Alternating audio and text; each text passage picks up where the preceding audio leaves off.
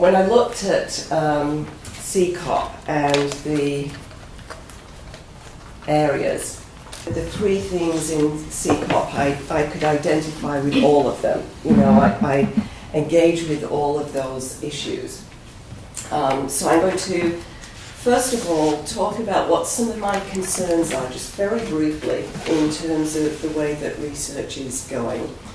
And then to look at how I connect with these issues here, that are the main themes of CKOP. So, you know, one of the key issues, and this has been an ongoing debate for a number of years, is the relationship between theory and practice. That there's this gap between theory and practice, and how do we fill that? There's the debate around rigor and relevance. Can you be rigorous and also do relevant work? And certainly recently in the UK, we've had the impact discourse. You know, so if we're applying for funding, then you have to show how your work has impact. My second concern relates to what I think is the increasing self-referentiality of our work. You know, so the question becomes, particularly in the US, where I've lived and worked for 30 years, who are we writing for? Who are we doing our research for? Is it ourselves as academics, or is it other people?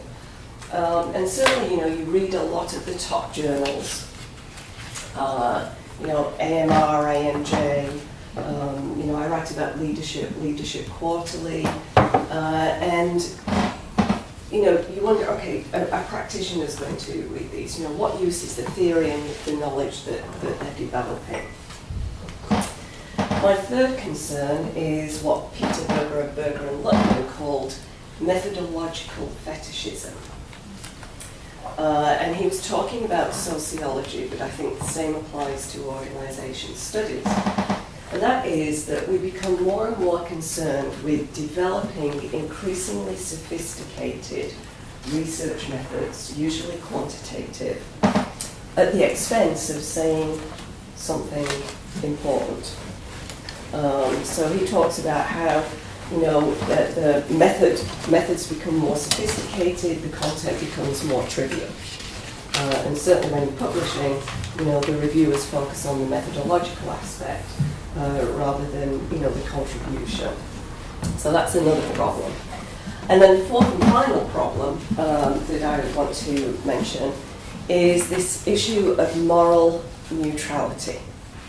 So the idea that as academics, as researchers, as educators, what we're doing is morally neutral.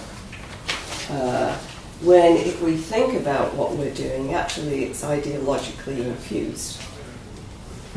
And, you know, work by Goschel and Alistair McIntyre talks about how within education, what we do is we actually educate managers to be morally neutral technicians.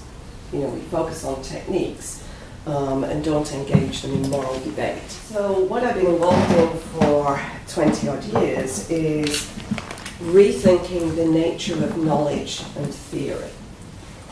So not to take for granted mainstream approaches to theorizing and to knowledge. And, you know, I've worked, and a good friend of mine was John Shotter, and he talked many years ago about knowing from within. So if we think about knowledge as knowing from within a practice, so if we begin to think about knowledge, if we begin to think about more embedded and embodied ways of knowing our practice, then what does theorizing look like? Because we're not then developing models, predictive theories, we're not testing propositions. So then how do we go about doing our research and how do we theorize? So 20 years ago I sort of started thinking about practical theories because practitioners carry with them theories about their everyday ways of working. So, you know, let's look at what their theories are and we'll talk about them as practical theories. I'm interested in the politics of research and researcher positioning. So how do we position ourselves as researchers in the research? Because if we think of these different ways of knowing and different ways of theorizing, you know, if we're working from a social constructionist perspective or a hermeneutic phenomenological perspective, we are in the research. We can't take ourselves out of the research. We can't be neutral. I'm also interested in education, a critical and reflexive pedagogy, and I've been writing about critical reflexivity, critically reflexive practitioners for a number of years.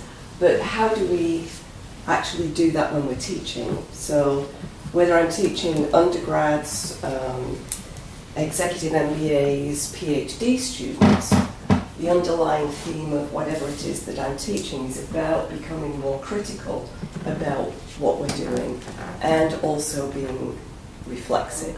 I'm interested in what does it mean to be ethical. So a number of years ago, I got very interested in Ricoeur's work. And Ricoeur talks about oneself as another. I don't know if you've seen that book. But you know, he talks about what does it mean to be an ethical person. And he differentiates between institutional ethics, which is what we tend to focus on in business schools, codes of practice, and interpersonal ethics. And it's the interpersonal ethics that really interests me.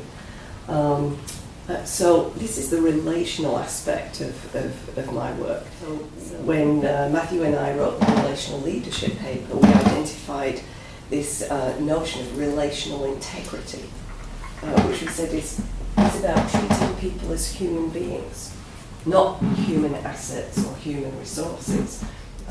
You know, some interesting debates on that.